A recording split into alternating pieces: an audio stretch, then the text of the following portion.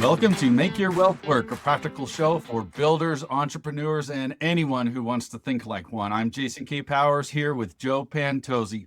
Today is an exciting episode, so buckle up. And joining us, we have Dr. Paul D. Mueller. Paul is a senior research fellow at the American Institute for Economic Research and serves as a research fellow and associate director for the Religious Liberty in the States Project at the Center for Religious Culture and Democracy. He previously taught economics at the King's College in New York City. Paul is also the author of the book, 10 Years Later, Why the Conventional Wisdom About the 2008 Financial Crisis is Still Wrong. So we're going to have some conversations about that. This book argues it's time to reassess the popular narrative and maybe reverse some faulty solutions before another crisis happens. Paul, thank you so much for being on. Welcome to the show. Thank you so much for having me. Glad to be here.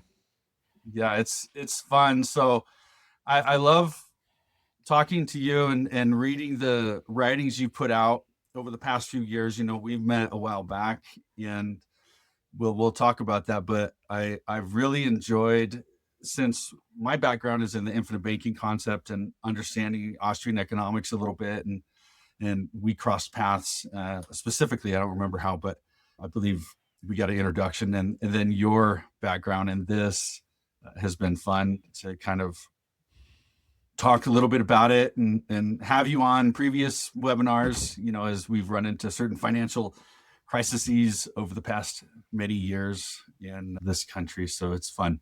That's right. I think, did we talk about kind of the Silicon Valley Bank failure? I feel like last time we talked, it was right around when that happened. That's right. The Silicon Valley Bank crisis. And that was a good one. I mean, it was kind of a mess there for a while. Yep. A panic.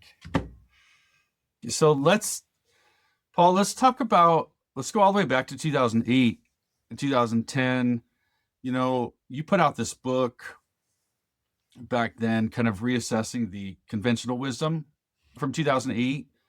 And tell us a little bit about that and what was kind of the motive behind it, I guess, and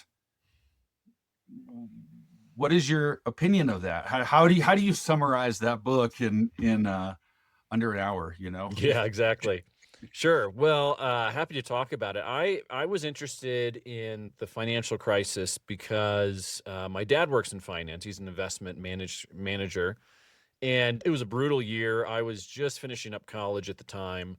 And the narrative that a lot of people, even maybe say right of center political people, had was that markets had failed. You know, markets just collapsed. There was, rampant greed. There was all the speculation. Banks took on all this risk. And it was a failure of regulation. And if the government didn't intervene the way they did, with huge amounts of lending and bailout money and lowering interest rates dramatically, then the market was just going to collapse. It was going to be the next Great Depression.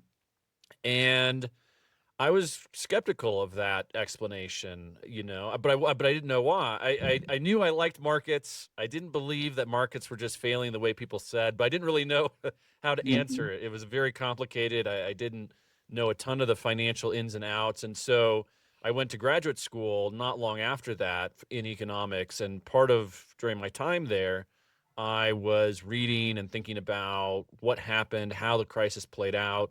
And then the book I wrote was really to get my own thinking straight in terms of the timeline, the events that happened, reading some number of different explanations, and trying to piece together what really happened.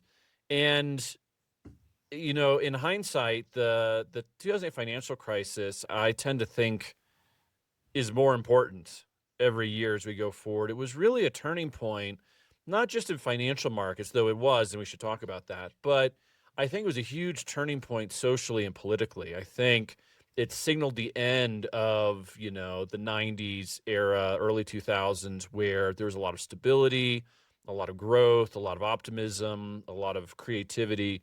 And the 2008 financial crisis really shook a lot of people in a lot of ways. And I really think it's coming out of that we've seen much deeper polarization in our politics. We've seen much more aggressive back and forth on social media and, radical proposals, right? You don't have a lot of proposals in the 90s about the warmth of collectivism, as Mayor Mamdani was talking about a couple of weeks ago. And this had effect kind of throughout the world. It had effect on the regulatory structure. And returning to the financial side of things, as you both know, when it comes to wealth creation and investment, interest rates are incredibly important, interest rates and inflation. And coming out of the 2008 financial crisis, we entered an era of extremely low interest rates, intentionally so, because the Federal Reserve wanted to try to reinflate the housing bubble, stimulate economic activity. So they had interest rates remarkably low for almost a decade after 2008. And that has a big effect on people's savings, right? Just, traditional bank savings or money market accounts or other sorts of things. Hard to get much of a yield when the overnight rate is less than 1%. Yeah. And that has effects on what the Austrians would call the capital structure, the kinds of investments that are being made in capital projects, and even companies that invest in more capital heavy enterprises, which is related to concerns today about manufacturing or decline in manufacturing in the U.S. It's not just a trade issue. It's an interest rate, investment, regulatory issue. So anyway, maybe there are directions we want to go here, but I think it's tremendously important. And maybe to go back to answer your question briefly, the conventional wisdom, as I was alluding to, is that markets failed. Banks got out of control. They were greedy. They were unregulated. They took too much risk, and that crashed the system. And the government had to ride into the rescue. And my take is completely different from that. I think the 2008 financial crisis was a story of misregulation. That is to say, incorrect regulations. If you look at the kinds of risks that banks were taking, particularly around mortgage-backed securities, when people talk about the subprime crisis or toxic MBS or mortgage-backed securities, you look at all the banks investing in this stuff, and you do a little digging and you realize that there were regulatory changes, and we can go into the details if you'd like, in the early 2000s that encouraged banks, that privileged holding mortgage-backed securities from a regulatory standpoint in terms of how much capital they had to hold. And so what you see is systemic increases in bank investment in these mortgage-backed securities because of regulations that rewarded them for doing so. So you have this, what we call kind of herd behavior or kind of groupthink. Everyone's doing the same thing. And it turns out there were a number of structural problems in the housing market, partially due to manipulated interest rates by the Federal Reserve in the early 2000s, partially due to other regulatory elements in terms of reducing underwriting standards. This started back in the 90s with the Community Reinvestment Act, and then was just kind of added to through these big kind of quasi-government agencies, Fannie Mae, Freddie Mac, that buy most of the mortgages. And so they were pushing mortgage originators, those who create mortgages, to lower their underwriting standards. So normally, we think about a down payment as 20%. Well, that's a thing of history, right? By the early 2000s, it was 10%, 5%, 3%. You have variable rate interest. I mean, this is stuff that you guys probably know quite well. And so you have this significant change in the quality of mortgages, broadly speaking, that was a little bit hard to detect. It happened gradually. It wasn't visible on the surface. And of course, one of the problems is things look great when times are good, but you only understand the risks after something bad happens, after there's some kind of stress on the system or some kind of crash. And so no one was observing many differences in the performance of these much lower quality mortgages that were being written and created. There was no real observable difference in terms of performance until you have a recession and you have a panic. And then it turns out, hey, the traditional 30-year, 20% down payment is a radically different story than the 3% or no percent down. They talk about ninja loans, no income, no job, no assets, approval. So all kinds of crazy stuff going on in the housing market. But again, back to the story, banks jumped in with both feet because of regulatory rules that encouraged them to do so. And then, we could walk through 2008 itself and the different interventions that the government made that I think actually created greater uncertainty that actually contributed to a deepening of the crisis that they then came in to try to fix. So anyway, less than an hour, but that's probably more than you wanted to hear. Yeah. There's so much to it to kind of pull apart that I think like you said, it's not so simple. as, oh, it was just this is the cause That's right. of what happened. And I mean, 2008 was such a big deal. Even for me, that's what changed my trajectory and career and endeavors to do things, because I was watching friends and family, you know, lose their homes overnight Mm-hmm. and lose their entire life savings. And I mean, my own mother, and another friend. And then I got into real estate investing after that because I was watching a couple of friends lose their homes. And I was like, there's got to be a way to not be foreclosed on, and not even to be elusive, right? But just there's got to be some other solution.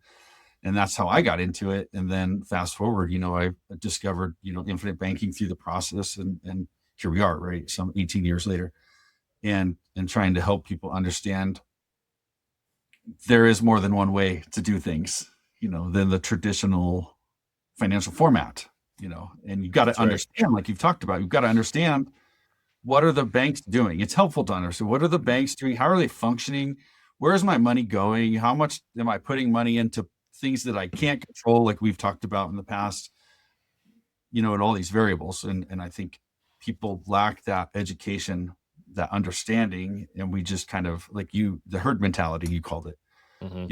just do like everybody else is doing, and we assume we're going to be okay. Yeah. That's right. I mean, and coming out of it, there were so many opportunities as well. Like, you had to rethink how people did things, and the real estate. I mean, the real estate market was just a mess for years, and it contributes in some ways to the broader issue I was talking about, the people feeling unsettled. I mean, today there's a great deal of concern with affordability. Housing prices have gone up dramatically, especially post COVID, and a lot of younger people really feel iced out. And I can kind of understand that, and I recognize, again, talking with friends, I was fortunate to buy some properties between 2010 and 2020, and that worked out really well for me, in part just because of the timing, right? Like, it would be hard to lose money when the housing market is bottomed out and you enter, then you like can't lose. And now that it's high, it's you can't win, or it's hard to win, right? Where everything is sort of priced high. And I think that kind of whiplash contributes to people feeling like the financial system is a mystery, that some people get lucky and some people don't, that there's a lack of fairness in terms of, well, some people bought their houses back when it was, $200,000 a house, and now their house is worth 400 or 500. They didn't do anything. They just got lucky. And here I am, and the house has now cost 500 and I can't afford it. And so this is why, there's all, you talked about the complication. There's all these layers that are involved. And the Austrians wrote about this at extensive length. They call it the dynamics of interventionism, where you have an intervention and it creates some different kinds of problems, and you have interventions to kind of deal with those, it creates other problems. And so when the Federal Reserve was lowering interest rates, trying to reinflate the housing market in the early or the late 2000s, they weren't thinking, oh, yeah, this will probably create senses of unfairness and randomness and luck, as some people get in and some people don't. They weren't thinking about that. They didn't have that on their minds. They were just like, okay, we got to get housing prices back up some to try to stabilize some number we're tracking. And unfortunately, that's often what happens in the policy space. And I work in the policy space, so I'll probably bring in lots of examples. But that's the concern of going in here and trying to fix something. The world tends to be much more complicated. So do you think from 2008 to now, what, 18 years later, do you think we've gotten better?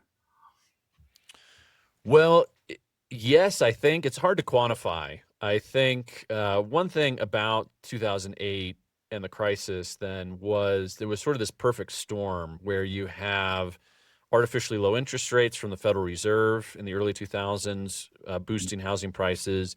You have that deterioration in underwriting standards that I mentioned, reducing the quality of mortgages.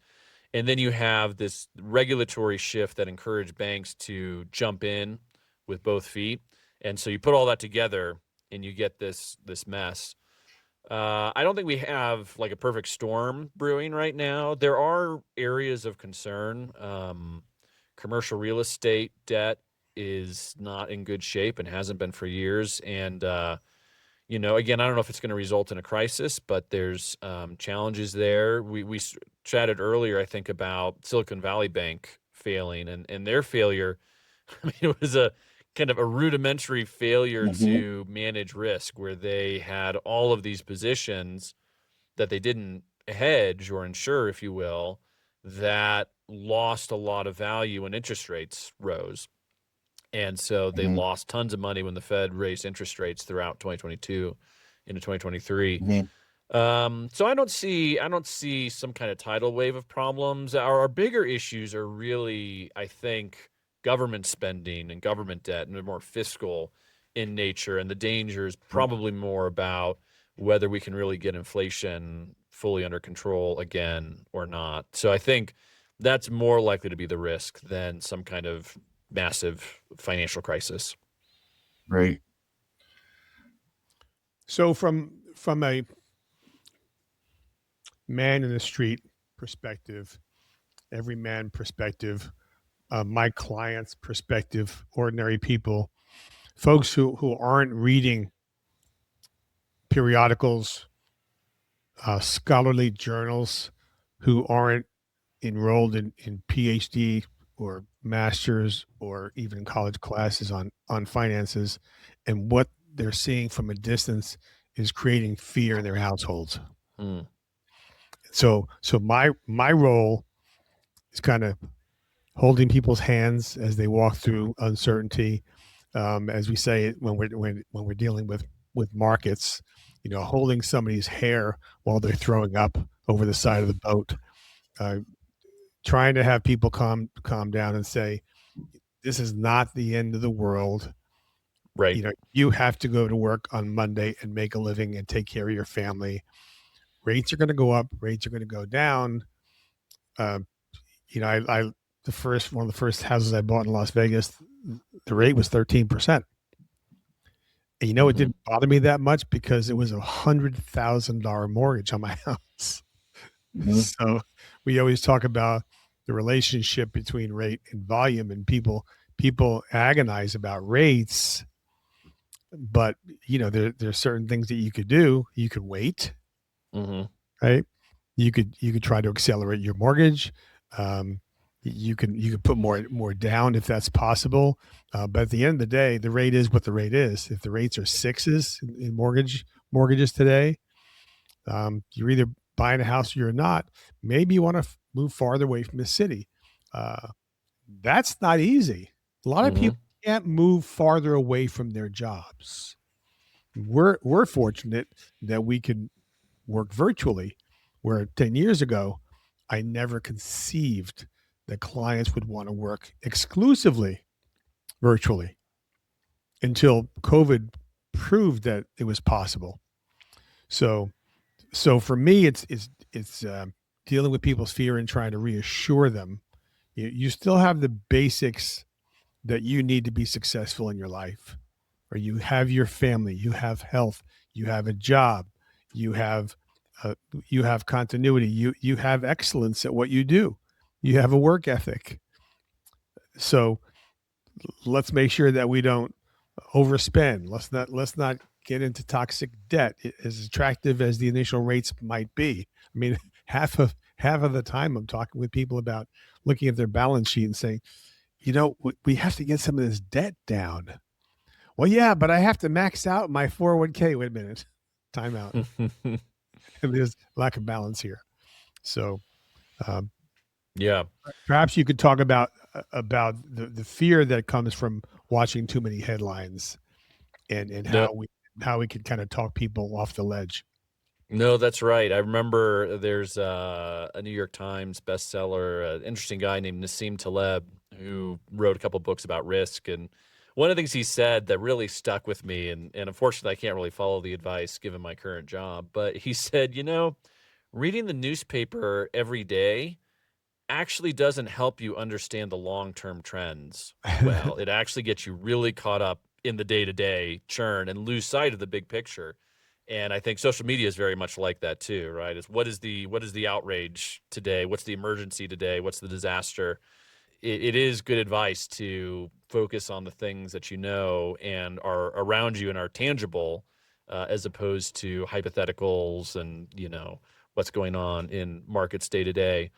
I will say, and this is something, I think that we all share in common, or this view, that building wealth can be very freeing, right? Certainly you can be kind of a slave to it if you're pursuing it for the wrong reasons. But the idea of building wealth is that you become a little more insulated from the day to day. You can, if you lose your job, you have some time to find another one, or if something, you have an expense that's unexpected or something doesn't turn out the way you hope, it's not like you've put all your eggs in one basket. And so this is why diversification has been the mantra in investing for forever.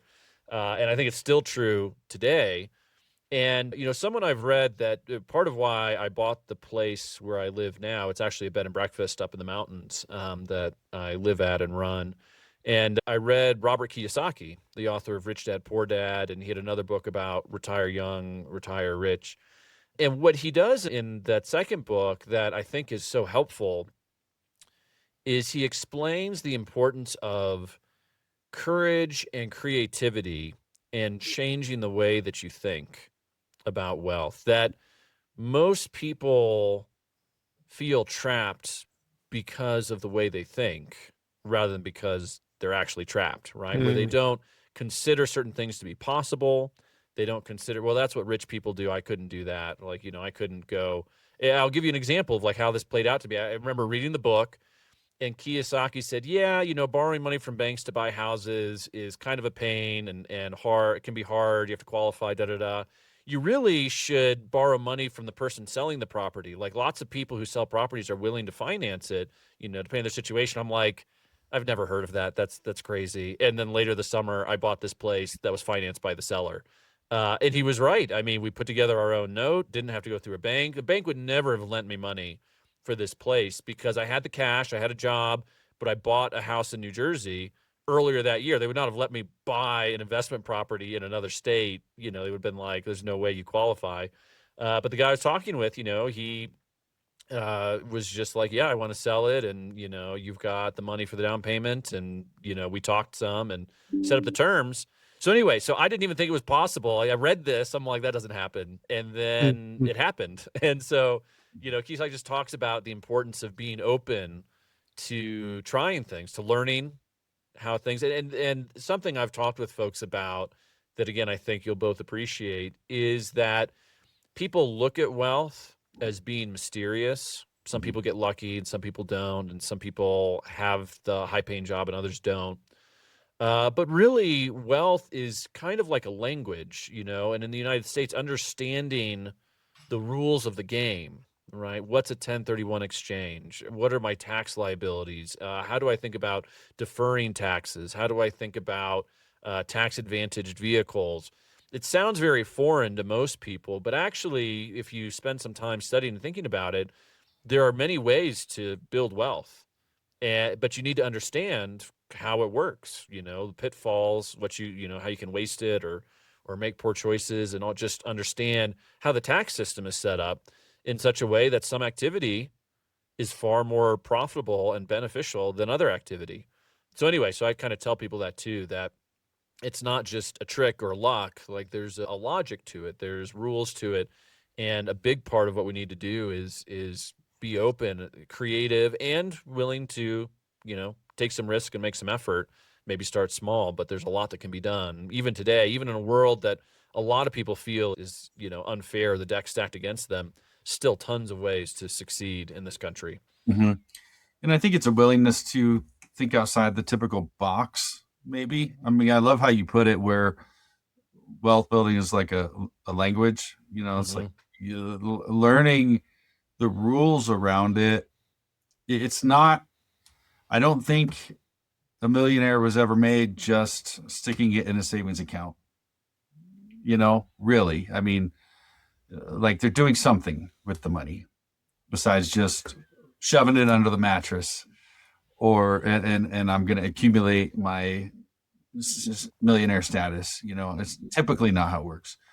And I love that. See, you just got to think outside the box and learn the different opportunities that are within your reach, right? Or Yeah, if they're not and you want to get to that reach, why don't you start working towards that so that you can get there someday rather than saying, exactly. I Well, can't reach that that, top shelf. I'll never be able to reach that top shelf. Well, right. let's find a step ladder. No, that's exactly right. And, I think the idea of sort of house hacking is really important of how do you use your house as an investment vehicle, right? Whether it's buying a duplex or if you're single, renting out rooms. I mean, you can make housing incredibly profitable depending on the deal and the way you set it up, that it's not just where you live, but it's something that you leverage, right? Whether it's short-term rentals or longer-term rentals, or it's a multi-unit. And even, for example, people might say, well, how on earth am I going to afford a duplex? Right? I got to save up 30,000 or 40,000, and that's going to take me years. But again, you're not thinking outside the box. It's sort of, I talked to some friends of mine at church who maybe don't earn as much. They said, look, if you find a property that you think has good fundamentals and you need to learn what that means, like, I'd loan you 50 grand to go buy a house. Like, you could raise the money. Not, and people do this with family and friends, but like, really, you can. Like, there are people Mhm. around you who have resources, who are, would be invested in helping you out. If they're confident you have put in some time to know what you're doing and you have a strategy, and obviously you want to do that thoughtfully. But most people don't think, oh, I could have access to 20,000 or 50,000 or 80,000 just by asking some folks around me. If I've done my homework and I have a plan, you don't necessarily have to wait years Yeah. to accumulate that all by yourself. But again, most people, I mean, it sounds crazy to be like, oh yeah, I'm going to go ask somebody for 50 grand, or I'm going to go like, that's just not a super common thing unless you live in a world of entrepreneurs and people who speak this language and like, oh yeah, I do deals with my buddies all the time. We set up the LLC, we do Mhm. whatever. For some people, it's like that's totally normal, but for most people, it's just like foreign language, foreign country. Mhm. And that's where you want to educate yourself and have a kind of an open mind. Well, what really can I do? And you can actually potentially do a lot relatively quickly, Mhm. Mhm. but you have to do your homework. That's the other piece, is you have to do your homework. That's right. That's So right. part of doing homework might be not looking at somebody else's situation and applying it to yourself. That's right. So this person I know makes more money than I do and is maxing out their 401k or maxing out a pension plan at their office and so forth. So I have to make that a number one priority. Wait a minute. You want a tax deduction. You're 25 years old. You're just getting out of college. You're just getting starting a family. You have a little bit of college debt or whatever. Um, do we even know what your tax bracket is before you make a Right. decision to start putting money when a tax deductible plan that you won't see for 40 years? Let's find out what your current data is and whether a tax deduction should be uh, tops on your hit parade. Yeah. Let's find out if building some capital towards more immediate things that you'll need in the next few years as opposed to retirement. I'm not Right. saying procrastinate forever, but at least know what that tax benefit might be worth to you in dollars and cents before you pull the trigger and deprive yourself of the opportunity to pay off that college debt, to pay off that credit card debt.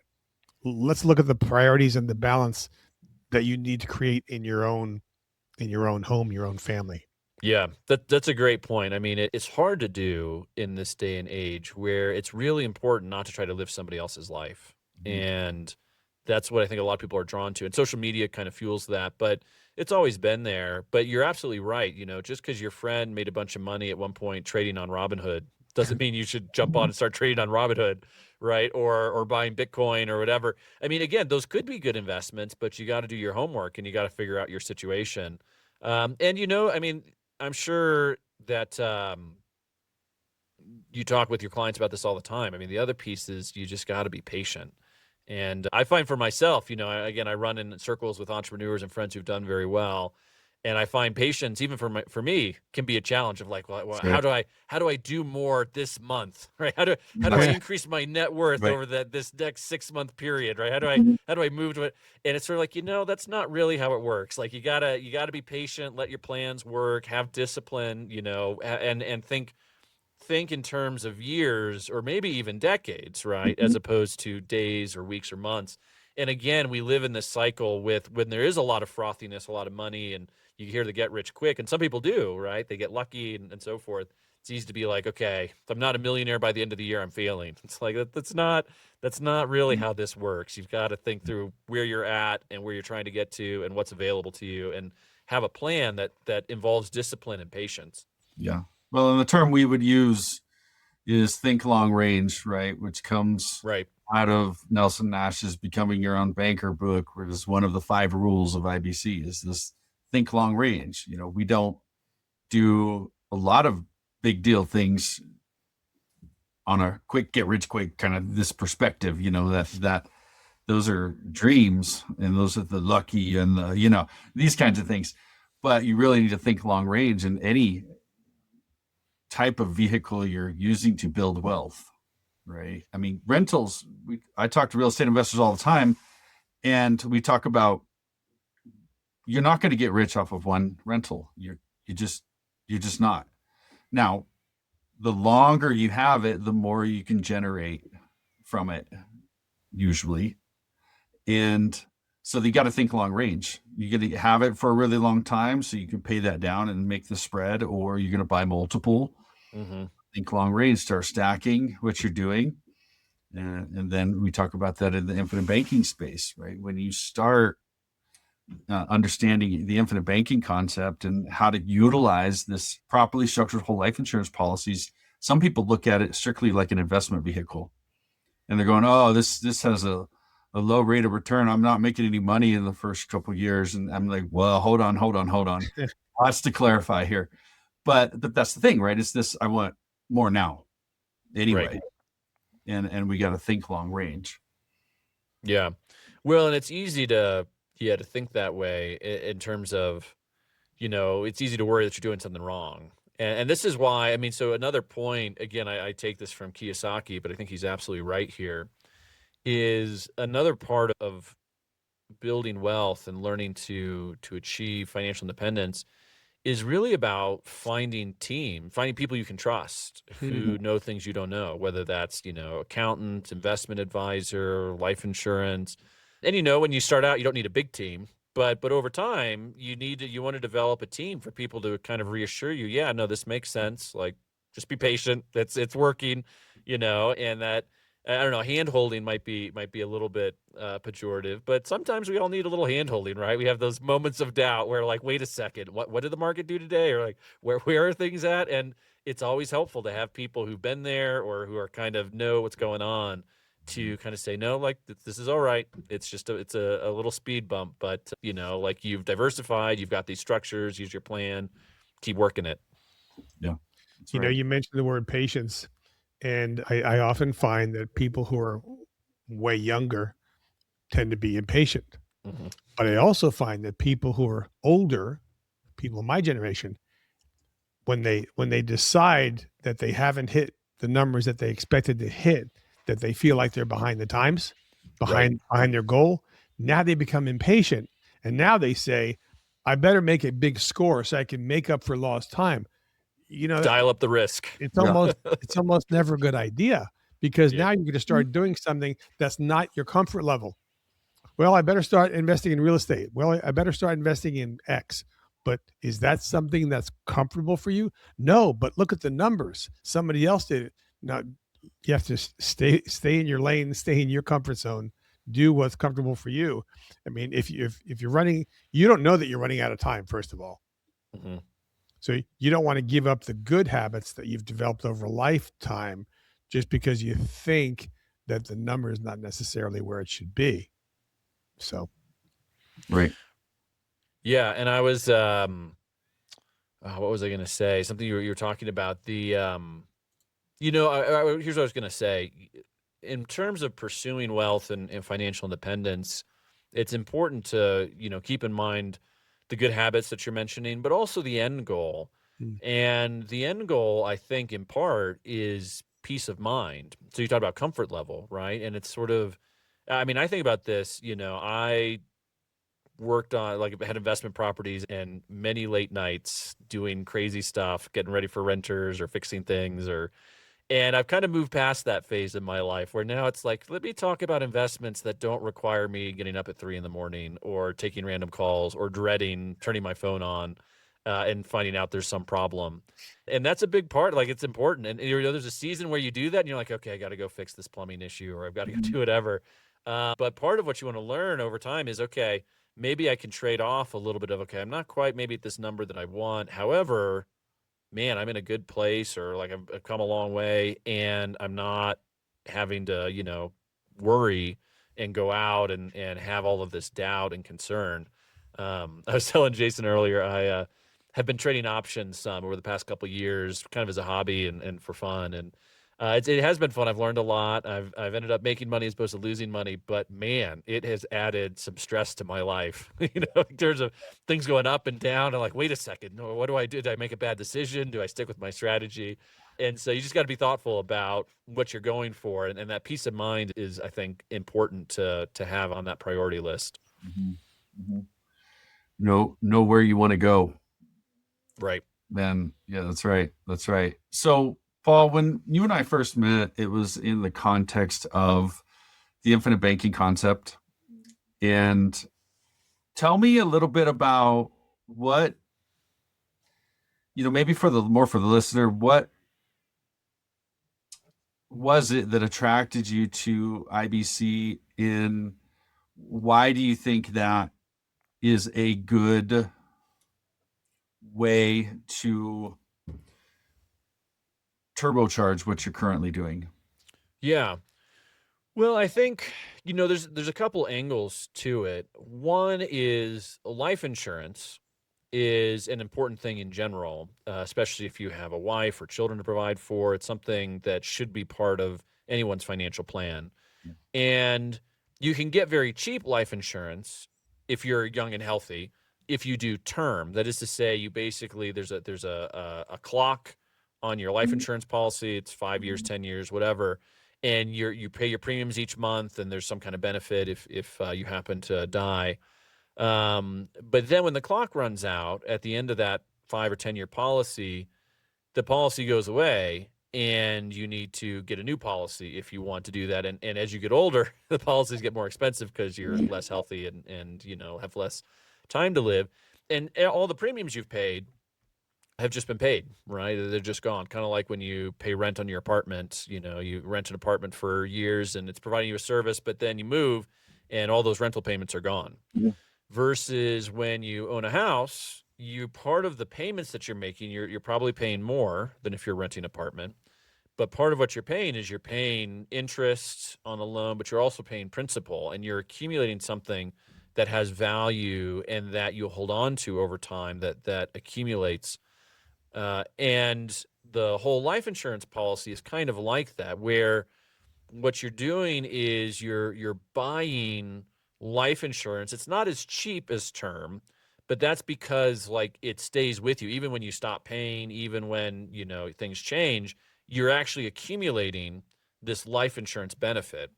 But then, of course, as and probably as many of your listeners know, if you set up the policy in a certain way, you also can generate interest and dividends from your accumulation of this life insurance benefit.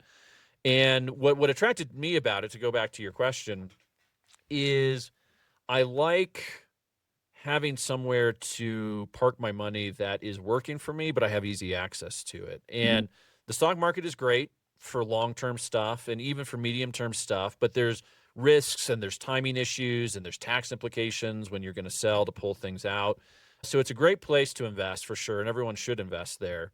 But it's not necessarily a great place for what we might call working capital, right? If I want to buy a property in a year or 2 or 5 years, I want to have 40, 50, 60, $70,000, whatever.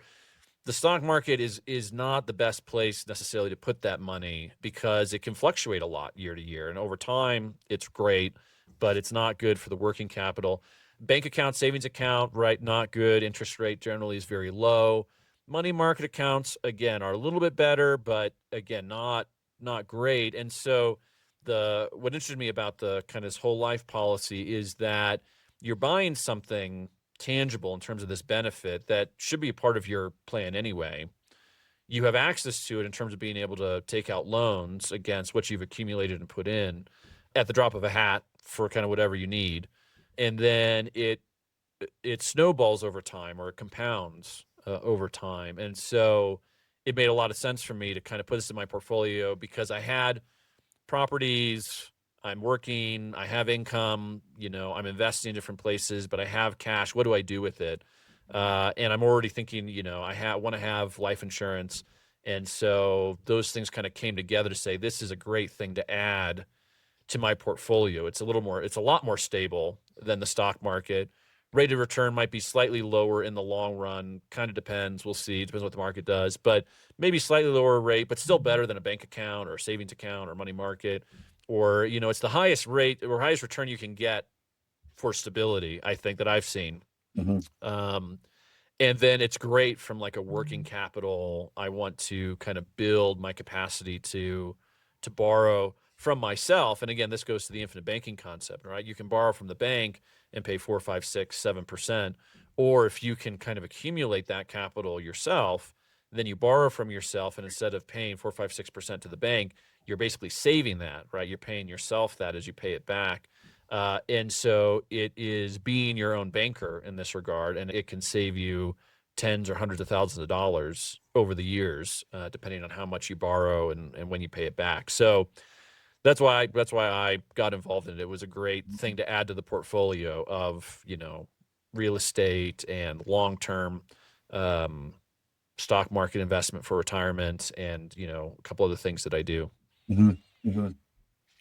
Yeah, I love the versatility of it, kind of like you're talking about. We could put money in different places. We always say, where do we warehouse our wealth? We can put money in different places. And I think I'm going to use the word favorite for lack of better words, but I think my favorite feature with utilizing cash value whole life insurance that's properly structured for this maximum cash value access is the fact that grows uninterrupted. I could put my money in a money market account and build it up. But if I put 30,000 in there and I need to access 20 of it, it's growing on the 10 I left in there. Right. In my policy, I'm borrowing against the cash value, and the cash value is effectively growing uninterrupted, untouched, as if I never touched it.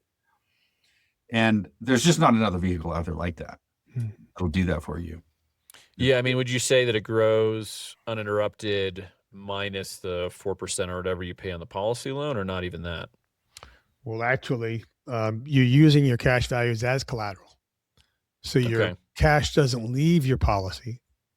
You're using your cash values as collateral. It continues to grow in its entirety. And you're borrowing against the balance sheet of the insurance company, which when they lend you money at 4 or 5%, you're replacing the investment opportunity that they're giving up by lending you the money. So in a sense, it's like borrowing against your house, where your house appreciates regardless of whether there's a loan against it. Not every policy works this way. We're talking about the policies that we use.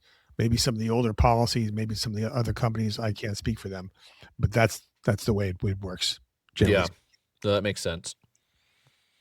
Well, and that's right. And, the other piece, so this is, more of an intellectual attraction for me, but I love finance and financiers, the JP Morgans and the, Rockefellers, people who made fortunes in finance, building companies and investing in things.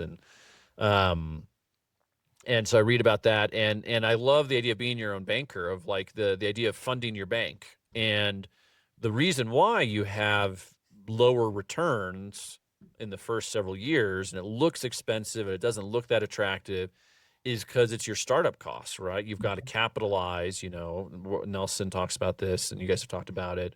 You have to capitalize the bank before the bank can operate and make you money. And so you're kind of capitalizing your own account here. And so I like capitalizing my own bank and look forward to making money on my own bank. Yeah. I mean, I think we all would love to be in a position to control that banking function in our life. If we could be our own lender, borrow from ourselves, pay ourselves back, like you said, help friends out, and have a good place to warehouse that wealth in the interim. and utilize it. Plus all the other benefits, the life insurance on the life insurance side. It's a really neat vehicle, I think. Yeah. Well, and I'm excited too about even thinking 30, 40, 50 years ahead that you have access to. So the other difference between term and the whole life with this cash value and policy loan function is that term, you only get the money when you die, which means you don't get it. Your heirs get it, your children, whoever. But with these policies that are set up this way, is you're accumulating the cash value, the life benefit, but you can borrow against that before you die to do whatever you want, right? Because it's your money. And so obviously that will reduce what your heirs are paid out. If you have $2 million in your policy and you borrow $1 million to do something, then your heirs will get 1 million instead of 2 million. But that gives you so much more control to do things that are meaningful or important. I mean, it could be paying for end of life care. It could be spending time with your children or grandchildren. And that is also extremely attractive, to have something that you have saved up for the next generation, but to have so much access and control of it. It doesn't require you to die to actually fully utilize or have access to what you've spent a lifetime preparing and building up for. Yeah. Well, it can certainly be a good retirement income, retirement supplement when you structure it that way and plan it that way, and people will utilize it, and set up properly on an income tax-free basis at that point, so you have all these advantages. I'm going to set this vehicle up and it's going to be growing throughout my entire life. I'm going to be able to access it, control that banking function in my life throughout my life. And then I'm going to use it for retirement. And then after I graduate, it's going to still pay something off to my beneficiaries. Yeah. So how many vehicles can speak for that wide of a range of use, Well, and I think, I don't know if you ever use this analogy, but thinking about investment, the diversification we talked about, what a lot of people, what you should think about, and maybe this is more tangible for folks, is you should think about, imagine you just moved into a new house that you bought, but you've done like nothing when it comes to repairs, maintenance, construction, right? You have no tools. Well, you should get a tool, right? Like you should get a hammer, right? Maybe start with a hammer. You don't need like the table saw. You don't need, the level, but like there's a couple tools you want to start. And, Joe, going back to what you're talking about, like paying down debt, high interest debt, like that's kind of tool number one, and cutting back on your spending. But again, I think of the whole life insurance policy. It's a tool. It's a great tool. It's a powerful one. It shouldn't be your only tool, right? Like you should have other tools. And part of developing is you should have a variety of things that you're using. So, I definitely don't recommend to people, even when I encourage them to go look into it or go into it, I'm like, this should not be your only thing that you're doing, right? You should have a 401k or an IRA. You should be thinking about what your debt position looks like. There's a lot of things you should be thinking about. This is a great tool when you're ready for it, and there's all this power to it. But if you don't even have a hammer, you should maybe start with a hammer before you go to like the cool or fancier, hacksaw or whatever it is. So anyway, that might be another way to describe it, of as people, where you're starting, right? If you have no tools, don't worry about not having a big tool set. Like figure out, what tool am I going to get next? And how do I get that tool and learn how to use it? And then what's the next tool after that? As opposed to throwing up your hands and say, okay, I don't have any tools. There's nothing I can do. That's right. Yeah, I love that. I love that perspective. Joe, anything you want to throw in? All I keep on hearing throughout our conversation is the need to steward our capital, to grow our capital. Nelson would always say, don't be afraid to fill in the blank. Don't be afraid to think long term. Mm-hmm. Don't be afraid to capitalize. Don't steal the peas. So when you build up that capital, don't just pull it out of your bank account, for example, and not pay it back. Human nature is, I'm going to pull it out and spend it. Yeah, I'll restore my savings account when I get around to it. But if I borrow money from a stranger, if I borrow money from the credit card or a bank, I pay it back. That's what I promise to do because I have integrity. But when I borrow from myself, sometimes I let myself get away with it. And so you need to capitalize and pay yourself back while you're capitalizing. And now you're going to watch your capital snowball in the right way. And having access to capital gives you access to opportunities that you wouldn't have if you had no capital. So some of Right. it is basic, like the hammer. I'm so glad you brought that analogy up because the hammer is an important tool. You wouldn't start a workshop without a hammer. So you have to have some basic tools. And conceptually, one of the most basic tools you can imagine is having access to capital and controlling that capital, as opposed to having the greatest credit scoring, having $80,000 worth of credit card availability. Gee, I could borrow more. No. How about accessing it?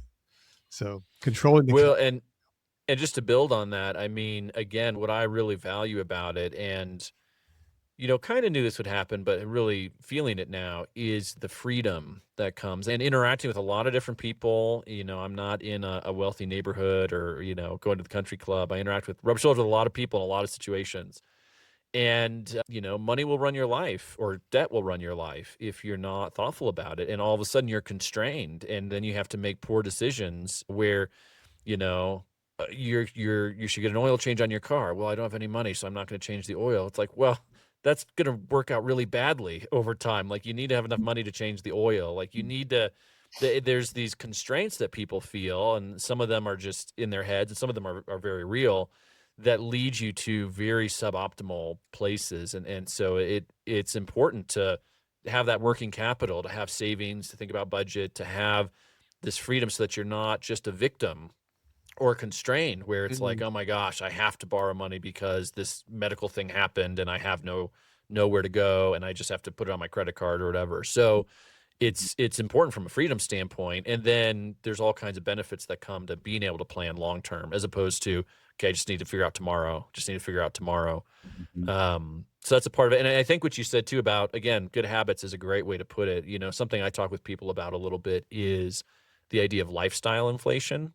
Right. And I see this, so I was in New York for quite a while teaching in New York City, and you see this in New York City a lot, right? Where you've got one or maybe both spouses are working and they're in the, let's say $2,500 a month apartment. And then one of the spouses gets a raise. So like, oh, we can move to the $3,000 apartment now. And then the other one gets a raise. Oh, now we can move to the Upper East Side. We'll get the 35. And so it's like, as soon as there's any improvement in their income, it's, let's get a bigger apartment. Let's eat out more. It's sort of like, oh, now we can live better because we're earning more income, as opposed to, no, like, actually think about contentment in what you have, make modest improvements, right? Maybe increase your spending a little bit, but like, think about how to increase your savings when you get a raise. And that's part of what you're talking about. The not stealing the peas is like, yeah, you've got access to this money now, but that doesn't mean you should use it all to buy a big boat. I mean, again, if that's part of your plan and it works, fine. But you shouldn't just, loot the grocery store, from his analogy,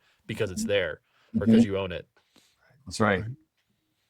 Yeah, that's another rule in the 5 rules of IBC, which is that upgrading when I'm not quite ready to upgrade, But I'm not going to tell the listener what it is. I'm going to tell you to go read Becoming Your Own Banker by R. Nelson Nash and learn all 5 rules, and you will understand more of what we're talking about. I think that's a wonderful wrap, Paul. How can people track you down? How can people read more about what you're putting out there? And you have some new things coming up too.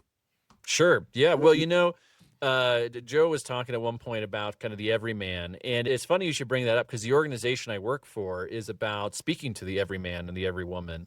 So it's the American Institute for Economic Research, AIER.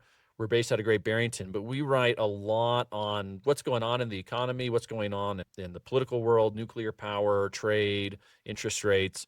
So that's where I do a lot of my work. You can find it there at AIER. We are launching a podcast that I'm hosting that is coming out here at the end of January, and it's called The Economist Next Door.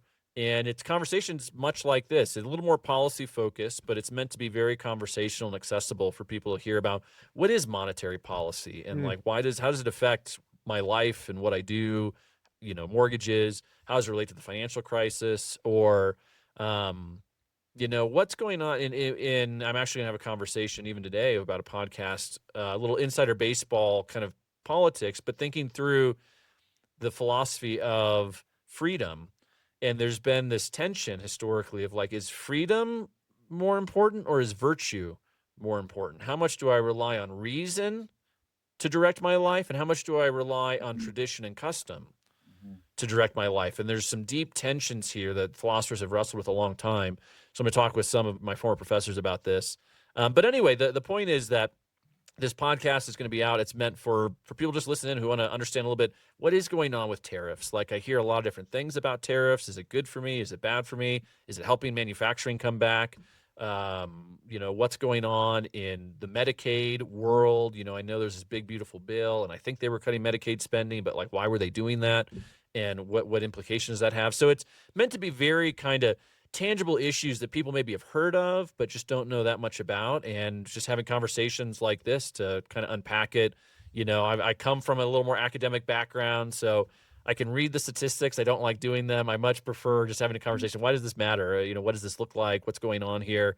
I used to be a professor, and so I love to explain things and help people kind of understand this world that we live in. It's complicated, but it's also beautiful and interesting, and it's good to try to understand what's going on so that we don't walk around in a fog or feel like things just are happening to us, or that we don't have any kind of agency here. I think we have a great deal of agency.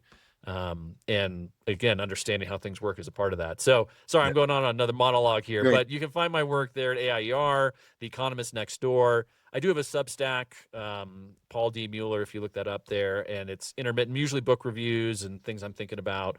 And then I have a bed and breakfast in the mountains of Colorado. So if you're looking for a place to get away, you can look up the Abbey.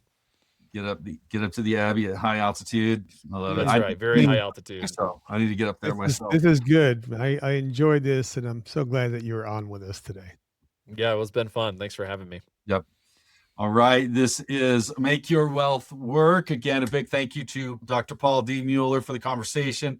If you'd like to connect with us, if you'd like help just figuring out what tools you need, like we talked about. I mean, if you're going from screwdriver to hammer to power tools, let's help you navigate that way. Or if you need the big workbench and the drawers and everything, let's help you navigate that direction. So head on over to alphaomegawealth.com/podcast to reach myself or Joe and schedule a call. Be sure to follow and subscribe so you'll never miss an episode. Leave a quick 5-star rating or review where you can, and share this with one person who needs to hear it. Until next time, you guys take care. We'll talk soon.